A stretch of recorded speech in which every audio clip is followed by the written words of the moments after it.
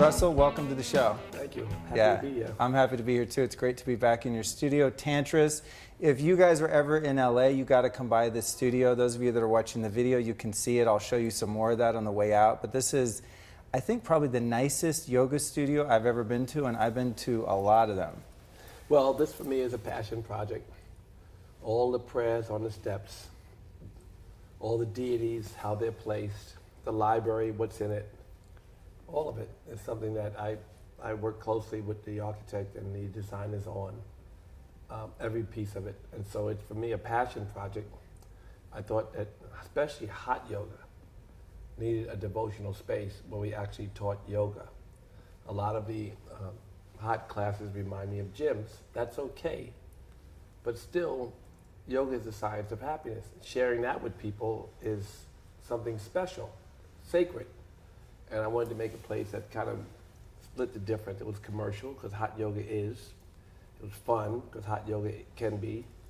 And it was devotional, because yoga always has to be yoga, right? It's the idea of yoga is to realize yoga, not just to get a yoga butt. Yeah, exactly.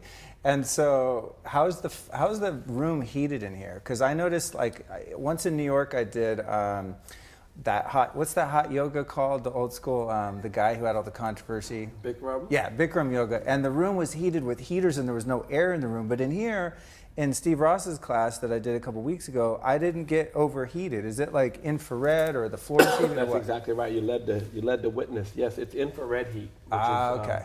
You can read about it. You go online. I got an infrared sauna. Yes, so you get it. So it's infrared. It's got technology to put a certain amount of humidity in the air, and it's a very highly technical kind of mix, and it's meant to reduce inflammation and do all the things that infrared does. Yeah.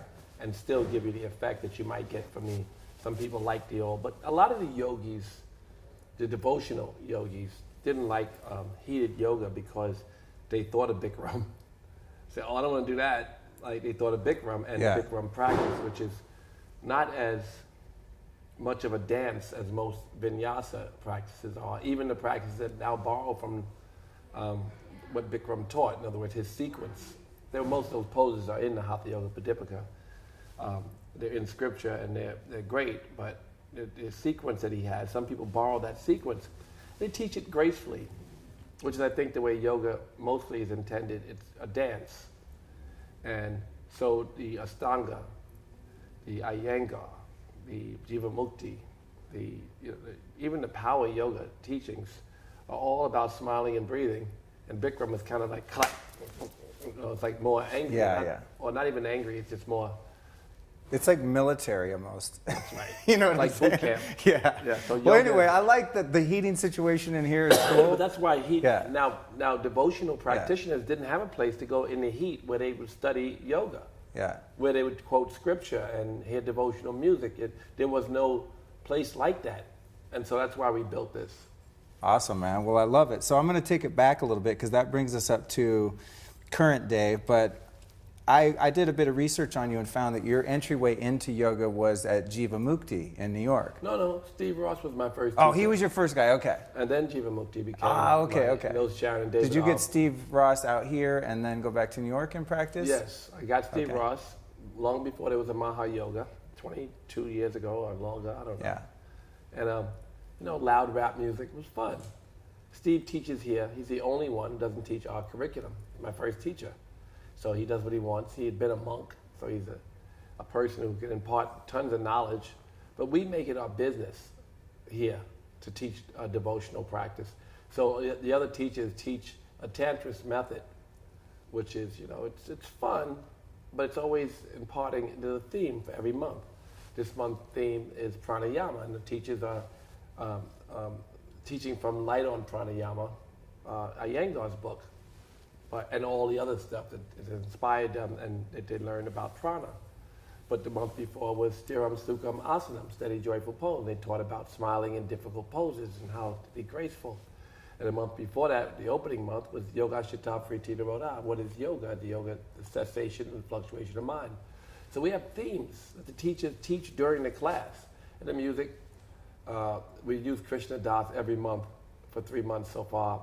Krishna Das and Kanye, Krishna Das and Beyonce, Krishna Das and Tribe Called Quest. So he's coming now this month. So we used him, but all the devotional music is played by the people that we hear their songs often. Yeah. And it's kind of commercial, isn't it? You hear Krishna Das's voice, the most commercial voice in yoga, right? Yeah, yeah. But then there's also Bhagavan Das and all the other great kirtan singers. And their music is played alongside other commercial music, mostly hip hop, but rhythmic, never fast. Like I always say, Steve, why would you play dance music? I understand the hip hop and the instrumentals from it or the songs because it's rhythmic and it doesn't really affect your nervous system. But I don't tell Steve what to do. He is my first teacher. He's a very studied teacher. He said in the end we have to meditate. That's what yoga is for, to calm the nervous system and let the body be strong enough that we can sit without affliction and meditate. I said, but there's the alignment. He said, oh, never mind that. That's Steve. You know that. Yeah. So Steve is a very popular teacher. He's a lot of fun. But we try to take what he does for entree for people and give them a real a gateway to learn more. Until I moved to Sharon and David, I didn't have as much desire to learn more about yoga. And Sharon and David at Jiva Mukta, which is right. like a whole lifestyle practice. It's not just like you go in, sweat, get a little flexible, and bounce. No. I mean, their whole center, for those of you listening, it's really great. It's right next to Union Square in New York. There's a great vegan restaurant in the studio. It's fantastic, and it's a school. But that's like serious yogic science. Well, that's not like, this is Tantra's School of Yogic Science. Awesome. That's what this is, Tantra's School of Yogic Science. You see the I saw that on the geotag, actually, because I was like tagging it. Look at all of the copies of the Yoga Sutras in the library, because that's our Bible. It's a science book, science for happiness. Yoga is a science for happiness. I don't know why you'd want to sweat and not learn more about how to be happy. Yoga is, you go to yoga to be happy, and from practicing you get happier, so it works. So I like how you're using the music, though, because obviously I think anyone listening knows that you have an immense background in music. I mean, some people call you, I know you're a humble guy, but the godfather of hip hop. So I like that you're kind of using that as a gateway for people that might come in and get a little tripped out by all the kirtans and all this Indian music. You're like, okay, cool, we're going to throw in a Kanye song. It's like a little bit of a bait and switch, and I mean that in the most positive sense, where you're appealing to a wider demographic, but the intention behind it is to bring the lifestyle in. I want to commercialize yogic lifestyles and yogic philosophy. Yeah. And I think that this intention is to make it commercial. And when I see Soul Sunday crowds, and I see the way Saturday mornings are, and this morning, and I see the stars with the big mouths. I moved here and there was a giant star last night at 6 o'clock. Big R&B star, maybe one of the biggest of all time. He's leaving, and the single biggest pop star of certainly of now was walking into a class. These are two classes back to back. So wow, they got big mouths. That's why I'm here, to spread the idea. I protect them if paparazzi comes. I act like they're not here, and I try to protect them. But I want it to be people who are sharing this lifestyle with others. Giving Oprah meditation was one of the best things I ever did. I gave her Bob Roth. Didn't you introduce her to Eckhart Tolle as well? Yes, I gave her that book as well. These are the gifts that you give to one person but travels to many. So her and Ellen DeGeneres have been great advocates of transcendental meditation and meditation in general. Yeah. Because we gave them Eckhart Tolle. I gave Oprah Bob Roth from the David Lynch Foundation. Yeah. And that was her gateway to meditation. And then she gave everybody meditation. And the same with Ellen DeGeneres. I sent Bob to live in her house. He stayed with her. Ellen became a big fan of meditation, TM, and then she gave it to other people. And she also joined the advisory board, which I'm on, the David Lynch Foundation. So giving the right people, if you want to spread a message, put it in Kim Kardashian's hand. Exactly. Well, that's the thing with doing this show, is I get to interview people like you who are influential and are doing something meaningful. Like, I look at a guy like you, okay? You made all this money in music. You've written, 6 books, a New York Times bestseller, produced movies, produced TV shows. You could easily just fuck off and go live on an fucking island off somewhere. right But you know what I'm saying? Like, you don't have to do this shit. I'm in a fucking yoga studio in the middle at 4 in the afternoon. I mean, my companies are still running, but, you know, I like giving access for artists to, you know, do all Def Digital and comedy and poetry and the movies we're making and all that. That's all fun, but this is my passion. Yeah. And I'm here fucking off right now.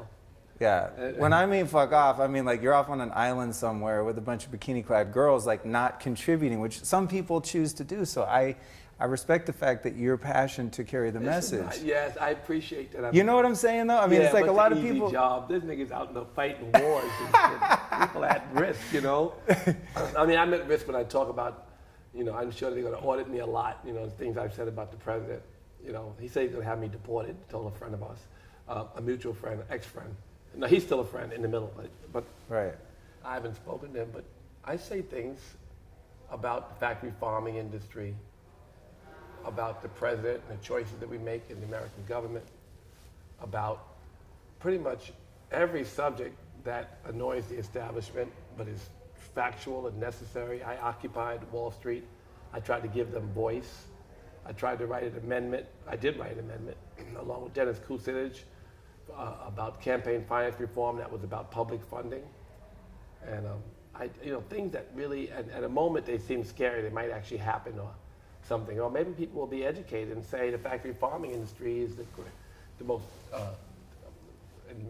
amazing threat. Next to nuclear weapons, that's the biggest threat we have to our existence, the factory farming industry. And they're still poisoning people. When I say that a third of your protein, if it's beef, it's like 20 cigarettes a day, the amount of carcinogens, I'm attacking the beef industry.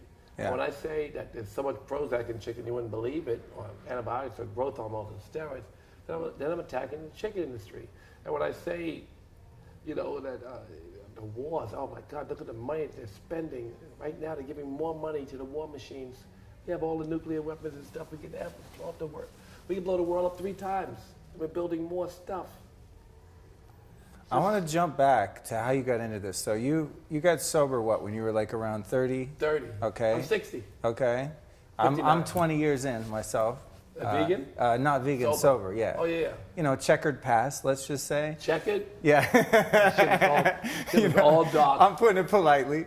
Maybe no, yeah, all dark. No, not even light spots, but hit a dark place in your life. So did you hit a place of utter despair, a dark night of the soul that kind of led you to get into yoga and meditation, or was it gradual? Every night was dark. You know, you're out, you party, you wake up, you get a headache. When the mornings that you fell asleep and you didn't go out and party, and you woke up, you felt great, you said, why can't I do this more often? Yeah. And eventually you learn that morning meditation is better than late night drinking. Yeah.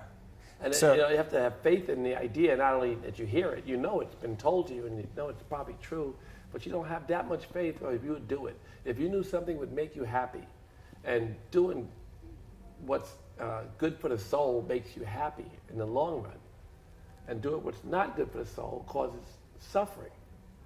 But you have to have faith in that, because if not, you still do the dog shit because it feels good for a minute, or you have this. But when you know better, you do better.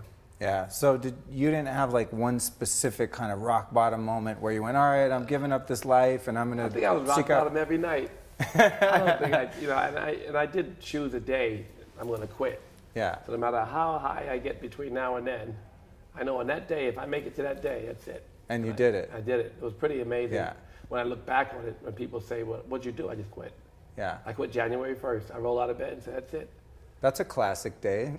That's you know how many people have tried and failed on that day? That's like the day when everyone's going to go to the gym, quit drinking. You know, it's like. But listen, the yogi rolls out of shavasana or corpse pose, born again, right? Sit up, let go of the shit that doesn't serve you, leave it on the mat. The asana practitioner does that, but the yogi is reborn every second because he's present. Fully awakened yogi is always new, can always reset. Doesn't need a moment. I need a moment. Most of us are struggling. We need a moment. So New Year's Eve was my moment. What do you still struggle with today, even having incorporated such powerful lifestyle practices? Is there times when you get anxiety, or you get afraid, or a business deal goes bad, or divorces? I mean, are you still thrown by shit sometimes? I struggle sometimes with relationships, I think. Yeah.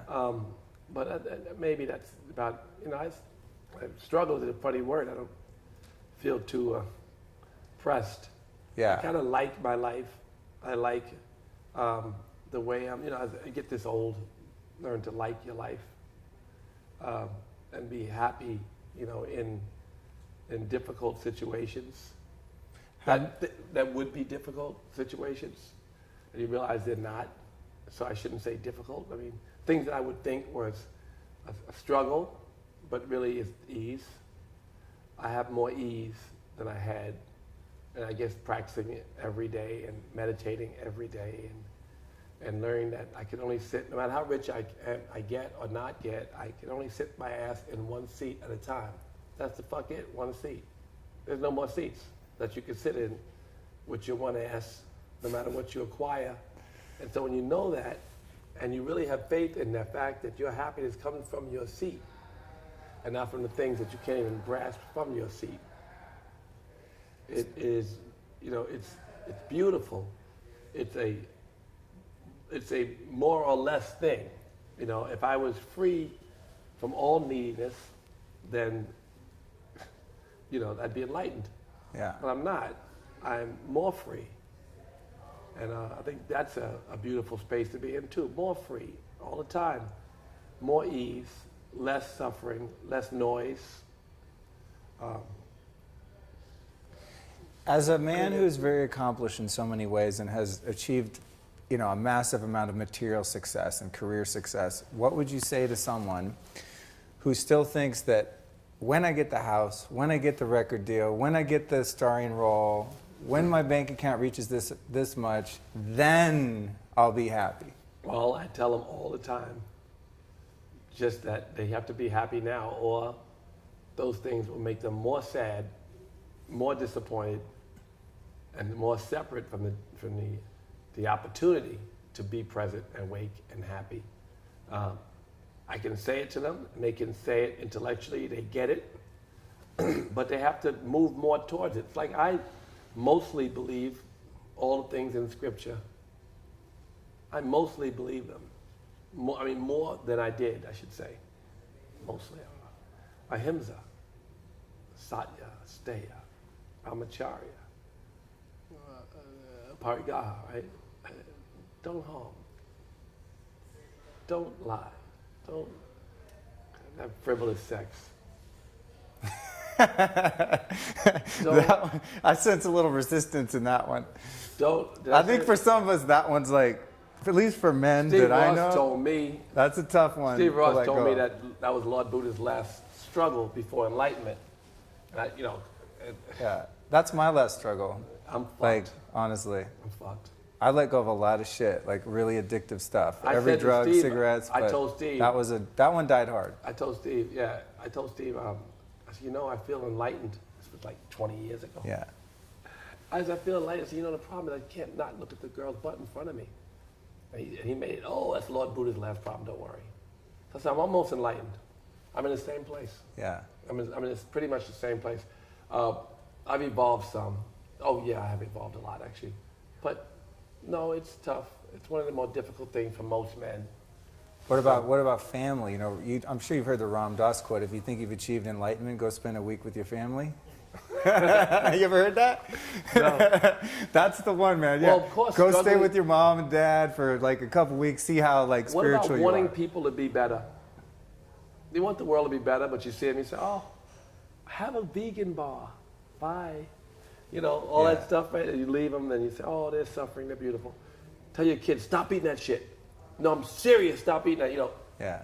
You want for your family and people you love to accept what you believe you've learned. You want that, and you want them to act like you believe they should act.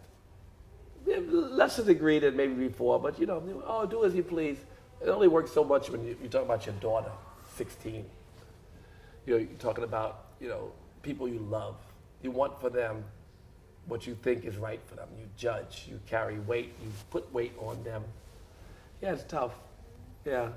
Another thing I want to ask you is, what do you think is a good practice to keep your ego from taking hold of you when you've achieved success in the material world or spiritual quote unquote success, like, oh, I'm doing yoga, I'm meditating, I've made money, I've done this, I've done that. How do you stay humble? What's the key to being realistic about yourself and like having an appraisal of your own shit and not getting too big or too low on yourself? Well, you meditate, you try to maintain balance through watching the self and finding the self. And when you know the self, you know that there's nothing different, separate from you than the next being, animal or other, or human, or both, the same. You have to remember what you tell yourself, what you read. You have to put faith in it, meditate on it, operate from this place of humility. The mantras. So, when they give you the king, stuff that people have a little bit of kingitis, right? They become stars and they get free shit. They get access to places they shouldn't get, and they get treated a certain way. And it's difficult for them, and I guess for me, to separate what's real, which is your sameness with that person who is giving you accolades that you may not deserve. We're all doing the best we can. My struggle is no harder than yours, no easier than yours. So, all of us, we're all God acting out a different role at a different moment. God's assigned me this role for now. I accept this role. I try to remember that the cosmic, the universe, the collective, the order in which things are, whatever we call it, this perfect world has given me a space to operate in. And it's assigned me karmic duties and dharma that I can just move forward with without being attached to them. Because, again, who does God favor? The person who left $100 million to help people suffering in a particular community and got on their plane and flew off? Or the person who's administering the drugs in the jungle in that place to relieve the suffering? I would guess that the tapas, the work, dedication, and focus, and the purity of intention by that person in the jungle is likely to be more than the person who dropped off the cash, right? But the guy who dropped off the cash is getting the accolades. Right. If I had another so piece it's like of the metal, degree of sacrifice. If I get another piece of fucking metal for showing up somewhere, thank you so much. I want to thank all the little people. Yeah. If the piece of metal helps them raise money, because that's the order in which the world's operating, that's good. But never let me think that piece of metal, for whatever I've done in the arts or in any humanity, bringing people together and, with the Muslims and Jews, the work I do every day, whatever work I do, I get awards for that shit. But the people on the ground are doing the work. I'm getting the award for their work. So it doesn't make sense. But it's okay to make sense of it and to operate from a place of humility and whether you're getting the award or not, from a place of abundance. So in your book, Do You, the 12 Laws to Access Power to Achieve Happiness and Success, right? I like these laws and principles. That's something I've studied a lot and used a lot in my life. So humility is one of those that stands out immediately. Like, to have a successful, happy life, I got to have some humility. And I don't, it's not the thing you can claim having achieved, but the only way I've been able to get a modicum of it is through meditation and self-examination. Like you said, that state of the higher self when you're in meditation, and then you see your ego doing little bullshit and playing games. Then you go out and live your life, and you can sometimes access the higher self and see what your little greedy animal's doing, right? It's kind of the way I contextualize it. So humility, what are some of the other spiritual laws or principles that you think are key, not just to learn about in an intellectual way, but to actually practice and own in a living way as you do your thing on a day-to-day basis? I think that, you should meditate. You should do some physical action. The asana practice, if you're smiling and breathing, it's really good aid to achieving or moving towards yoga. It's a good workout because it is a dance with God or consciousness. It's a reliever of the noise and the suffering that comes from the fluctuations of the mind, and so that's good. Those two things for me are key. But it's also the work that you do in the world. Pick a job that's service. That's a service to people. Make sure that what you choose, that you feel you love what you're giving. Give what you want to receive, or what you think people really need that's helpful to them. So is the service in your mind, just based on your philosophy, not so tied into your own success? Like, aren't a lot of people caught up in like, give me money, give me money, give me money, No, I gotta get rich? I think that do you think you're gonna be most successful by helping others and being outwardly facing than just trying to gain for yourself? Oh, yeah, good givers are great getters. That's a right. and very important philosophy. Jesus taught two sermons, one to the masses. Give and you'll receive. Good givers are great getters. You can pay the Romans the taxes on time, it's no problem. Just do this. Give. He taught his disciples, give without expectation. And the disciples really didn't have a problem paying the Romans because they were getting so much paper or success that they could just pay. So you see the difference between the person who gives without expectation and just does an amazing job, because the neediness, the need to pay, the idea, I got to pay the Romans, that separates you from doing a good job. So even if it's just the science of giving and being totally focused on your gift, that's a moving meditation. That's a clear, single-pointed focus, the gift. When you focus on the getting, while you're giving, the giving is not as good, so you get less, you give less and get less. So even without any of the karmic sciences attached, just purely focused on giving is key. What's other than just a broad spectrum of meditation and yoga, what do you think is a good recommendation for people in terms of monitoring your mind and the negativity of jealousy and selfishness and all that? The scriptures, when thinking negative thoughts, think the opposite. When you catch yourself, think the opposite. It's right there in the Yoga Sutras, and it's something you have to work on. You have to catch yourself. Remember what's in Scripture. And when you say Scripture, you're talking about all spiritual text is what I'm getting from you, all spiritual text, right? but I think of the Yoga Sutras, which has the answer for almost anything. Right. Think of the opposite. So. Well, I think that's something I like about your approach is it's very simple. Like, you use all these like Sanskrit words and stuff that people might not be familiar with, but everyone understands the concept of like getting to receive. There's just basic fundamental stuff that is accessible to people, and I appreciate that approach. Thank you. Yeah, because sometimes this stuff, it's either too biblical and that freaks people out because they went to church when they were a kid, or it's words they don't understand, or mantras that sound funky to them. So it's like breaking it down in a way that's accessible, and like you said. Are you coming to class? What, tonight? 6 o'clock? I don't know, maybe. Don't play with me, man. You got to come to class. All right, I might do that. All right. Yeah, I had a great class the other night. All right, so listen, as we get winding down here towards the end of the interview, I'll ask you, as you've been my teacher today, you've been our listeners' teacher, who have been 3 influential teachers in your life? Or teachings? In yoga, in general? In general. Well, we have Satchidananda, Yogananda, Sharon David, I view as, so these are 3 that inspired this practice. But, again, your buddy Steve was very inspiring to me. Early on, he helped me to find the path. The day I went to his class, I was addicted.